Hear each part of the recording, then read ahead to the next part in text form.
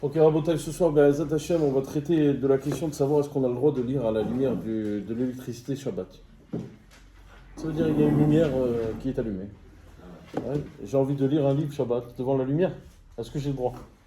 Ah, vous allez me dire, mais c'est quoi la question? Encore une fois. Bah oui, en fait, en gros, quand on n'a pas étudié, on sait quoi, on sait pas c'est quoi les problèmes. Donc tout semble autorisé. C'est quoi le problème? Alors on y va, on va reprendre depuis le début. La Gemara elle ramène dans Masret Shabbat. Elle ramène cette fameuse Braïta, que vous connaissez sûrement, c'est une Tosefta en fait, plus précisément, c'est d'un Yudbet à Moudbet. Et la Gemara elle dit que c'est interdit de lire à la lumière d'une bougie, Xera Shemayate, de peur qu'ils viennent à incliner. Alors je vous rappelle que les bougies à l'époque, comment elles étaient faites, qu'on s'entende bien, hein, c'était pas les bougies d'aujourd'hui, c'était des bougies qui étaient faites dans une sorte de réceptacle comme ça, de récipient d'huile, et que des fois il arrivait que il y a une répartition non équilibrée de l'huile dans le récipient. Et donc, pour augmenter la lueur de la flamme, l'intensité de la flamme, il fallait pencher pour donc augmenter la quantité d'huile. D'accord? Donc, la Gemara, elle dit, c'est assourd donc de lire à la lueur d'une bougie. Pourquoi? De cette bougie-là, Xera, Shemayate, de peur que tu viennes à incliner. D'ailleurs, la Gemara, elle raconte cette fameuse histoire qui est très connue avec Rabbi Ishmael ben Elisha Kohen Gadol, qui un jour n'a pas écouté ce que les Chachamim m'ont dit. Et il s'est mis à étudier la Torah donc à la lumière d'une bougie. Il a dit, moi je ne viendrai pas à fauter, je me connais. Et puis il a incliné quand même. C'est quoi d'ailleurs le problème d'incliner? C'est que tu es Chayav Mishum Avariak, c'est une Melacha Deoraita. Tu viens à brûler encore plus, donc tu augmentes le feu. Lorsque tu augmentes le feu, c'est une Melacha Deoraita qui s'appelle Mavaya.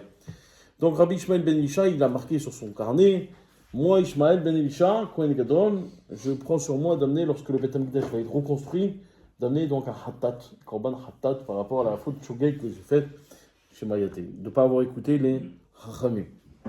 D'accord. Donc ça, c'est étudié à la lumière d'une bougie. La question s'est posée en ce qui concerne les lampes à pétrole. Donc dans la génération précédente, je dirais même dans les deux générations d'avant, enfin la génération avant quoi, l'avant-dernière génération, la question s'est posée avec les lampes à pétrole. Est-ce que je considère la lampe à pétrole comme la bougie qui est ramenée dans la Gemara ou pas? Alors, la différence fondamentale qu'il y a avec la bougie dans la Gemara, c'est que dans la lampe à pétrole, l'intensité ne baisse pas. Il n'y a pas une baisse d'intensité. D'accord? Et c'est pas en inclinant que tu vas augmenter l'intensité. C'est pas comme ça que ça marche. Par contre, pour ceux qui ont connu, au lieu de l'intensité se règle avec une petite molette. C'est comme ça qu'on réglait donc l'intensité. En réalité, c'est l'intensité du flux, hein, c'est la vitesse du flux. Et c'est comme ça voilà. Donc vous avez connu ça, bon, franchement, au moins il y a des gens, il y a des vétérans qui ont connu ça. Et voilà. Et donc justement, ça veut dire qu'on a des témoins vivants de ce genre de choses. Avant la lettre, il y avait quelque chose. Oui, évidemment. Bon, et donc, en réalité, c'est une grande marloquette à Khawanim de savoir est-ce que c'est autorisé ou pas. Là, je vais vous ramener un posek tunisien qui s'appelle, ça va vous étonner, je ne sais pas si vous le connaissez, il s'appelle Rabbi Homane Alouche. Khomani. Il s'appelle Khomani, Rabbi Homane Alouche. Comme ça, il a écrit un livre qui s'appelle Anir Homa. C'est un shoot de halakha. Là-bas, il dit que c'est moutard. Pourquoi c'est moutard? Parce qu'il dit tout simplement la différence fondamentale avec la bougie, c'est que la lampe à pétrole, l'intensité de la lumière est extrêmement forte. C'est pas la même chose qu'une bougie. Donc l'intensité étant tellement forte, tu vas pas venir à bouger le règlement. Il y a plein de Achronim qui sont pas d'accord avec ça, notamment Rabbi David Cohen Scali, Posek qui était, est-ce que quelqu'un le connaît peut-être ici dans la salle? Non, Rabbi David Cohen Scali, à la base il était du Maroc, mais il a surtout officié en Algérie. Rabbi David Cohen Scali, il a écrit un livre qui s'appelle Shoot Kiryat Hana David. Et lui, il écrit mes forages que ça assourd, la lampe à pétrole. Pourquoi? Parce que de peur que tu viennes à modifier, au même titre que tu viennes à incliner, il n'y a pas de différence. Donc il ne fait pas ce distinguo entre la force de la lumière ou pas, il interdit tout. Alors qu'est-ce qu'il en est de l'électricité? Alors il faut savoir que, je sais que ça va peut-être vous étonner, mais Rabbi Moshe Khalfoun Cohen, je suppose que vous connaissez Rabbi Khalfoun Moshe Cohen, c'est le Begin de... Ils sont à 70 ici avec la bombe. Quoi? Oui, alors qu'est-ce Ils qu'il sont y a? un peu retardés quand même. Attends, avant de parler de retard, parce que si lui, il était retardé par rapport à toi, alors je sais pas ce que t'es toi, mais en tout cas, Ils étaient à Djerba. ouais, Rabbi Moshe Khalfon Cohen, c'était le Havbedin de Djerba. D'accord, juste si t'as oublié, c'était un gadol, c'était un tzaddik qui est dans l'âme. Donc parler de retard chez ce genre de personnage, non mais même pour rigoler, je n'accepte pas. Donc chez Rabbi Moshe Khalfon Cohen, Tu veux que j'écris aussi? non, c'est pas à moi qu'il faut que t'écris, tu dois aller sur sa tombe lui demander pardon. Je vais y aller. Be'ezat Hashem. Mais non, tu sais où il est enterré d'ailleurs? Il est enterré où, Rabbi Moshe Khalfon Cohen? Tu savais? À côté de ça. Eh ben non, il est enterré en Israël. Ils l'ont déplacé. Tu savais pas qu'ils l'ont déplacé? Ken. Rabbi Moshe Khalfon, ils l'ont déplacé. Bien sûr, il est enterré à Djerba, ils l'ont déplacé. Et puis, d'ailleurs, quand ils l'ont déplacé, le corps était intact. Hein, je te dis, pour te montrer la grandeur du personnage. Machilier, lui, il écrit dans son livre que c'est assourd. L'électricité, c'est assourd. Alors, est-ce que Bémet, il écrit par méconnaissance totale de l'électricité? Je ne pense pas. Je ne pense pas, parce qu'un possède, avant de rendre Absak à l'Acha, il se renseigne correctement. D'accord?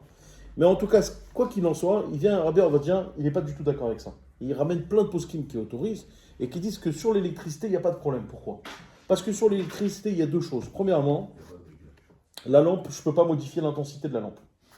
D'accord? On parlera une prochaine fois des lampes avec le variateur. Mais pour l'instant, je vous parle des lampes normales, donc je ne peux pas modifier l'intensité de la lampe. Deuxième chose, Il n'y a pas de feu.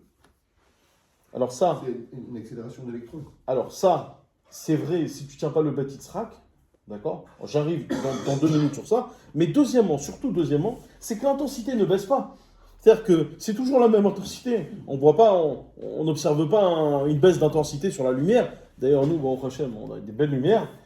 Ça baisse pas d'intensité, ça reste toujours les mêmes. Donc il dira, ben, on va dire, Vadaï, que c'est pas la même chose que la bougie. Mais il y en a qui ont voulu dire, sur la base d'un Bet Yosef, le Bet Yosef il ramène, c'est un Bet Yosef qui est connu, qui a fait couler beaucoup d'encre, qui est dans Siman Resh Haïmé. Là-bas, le Bet Yosef il dit, c'est interdit de lire à la lumière d'une bougie de cire, Shabbat, de peur à ce que tu viennes à couper la mèche.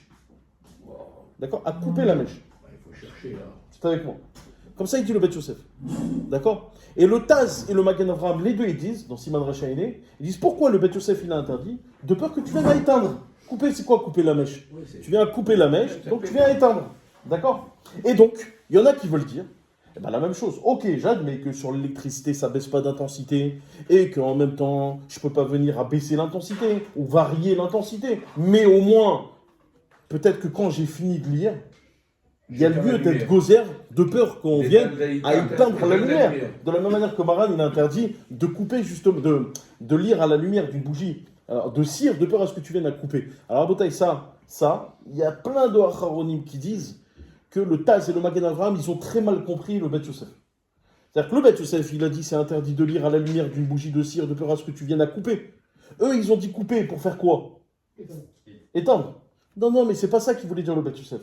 Le Bet Yosef, il voulait dire que de peur à ce que tu viennes à couper, c'est-à-dire à arranger la flamme pour que la flamme, elle brûle mieux. Et donc là, c'est une zéra qui ressemble à quoi? C'est une zéra qui ressemble à quoi? À la zéra chez Mayaté. D'augmenter, Hazak ou Baruch. Et donc finalement, il dira, on va dire, si j'admets et je dis que le Taz et le Magen Avraham se sont trompés, et donc ils ont mal expliqué l'intention du Bet Yosef, alors sur l'électricité, il n'y a plus rien lieu d'être gozer. D'accord?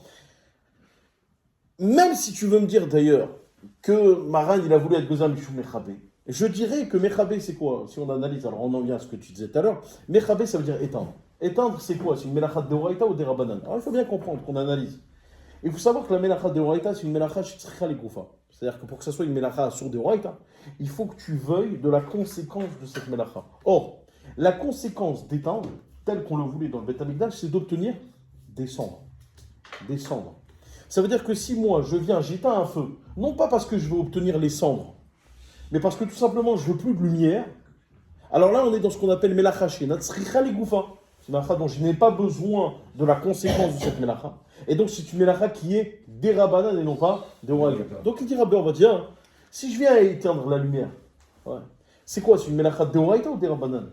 Vadaï, c'est une melacha des Rabbanan. Pourquoi? Parce qu'il n'est pas question dans la lumière d'avoir des cendres qui descendent. D'ailleurs, si tu as des cendres qui descendent, il faut te poser des questions sur la lumière que tu as. Ouais. Donc, c'est pas ce que je recherche. Moi, j'éteins, pourquoi? J'éteins parce que. Donc, c'est une melacha qui est des Rabbanan. Comme ça, il dira, on va dire.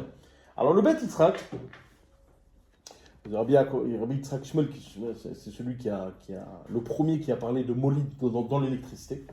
Lui, il dit que les lampes à filament, lorsqu'on éteint la lampe à filament, c'est une melacha de Horaïta. Pourquoi? Bon, il parle des lampes à filament, il ne parle pas des bêtes. Pourquoi? Parce que il veut dire que tout ce que c'est une melacha de Rabbanan lorsque j'éteins, c'est que dans un cas, c'est que lorsque j'ai quelque chose qui brûle et ça fait des c'est-à-dire, j'ai quelque chose qui brûle réellement et ça me fait descendre. Mais lorsque c'est quelque chose qui ne brûle pas, qui fait que chauffer, comme le filament en tungstène, le fil de tungstène, là dans ce cas-là, quand tu viens à l'éteindre, Zémelachach et Tzra les Goufa. Toi tu l'éteins pourquoi? Tu l'éteins justement pour ne plus avoir de lumière. C'est Melachach et Tzra les Goufa. Donc c'est une melacha de Waïta. Bon, je l'ai dit entre parenthèses parce qu'il n'y en a pas beaucoup qui pensent comme ça. Il n'y en a pas beaucoup qui pensent ça. Et donc la majorité, ils veulent dire que éteindre, c'est une melacha. Et donc, c'est déjà quelque chose qui est des Rabbanan. Et je ne veux pas venir et rajouter une xéra sur quelque chose qui est des Rabbanan. Gazrina, xéra, les xéra. Donc finalement, la halakha à Botaï, autorisé, il n'y a pas de problème. Je vais même aller plus loin et je vais vous dire, en très rapide, vous dire que même avec une lampe, même avec un variateur, c'est autorisé de lire pendant le Shabbat. La raison principale, pourquoi c'est autorisé de lire avec une lampe qui a un variateur, c'est parce que justement l'électricité a toujours la même intensité. Et que tout ce qu'on a peur que tu viennes à varier, c'est lorsque l'intensité, elle, diminue. Mais lorsque c'est toujours la même intensité, ça on n'a pas peur qu'on vienne à diminuer. Et même si tu veux me dire, viens, on rajoute une xéra, de peur que tu viennes à le faire, je te répondrai et dirai, on va dire qu'on n'a pas le droit de rajouter des xérotes qui ne sont pas marquées dans le chasse. Donc quand c'est une xéra qui n'est pas marquée dans le chasse, on n'a pas le droit de rajouter des xérotes. On a le droit de faire que les xérotes que nous ont enseigné nos Chachamim.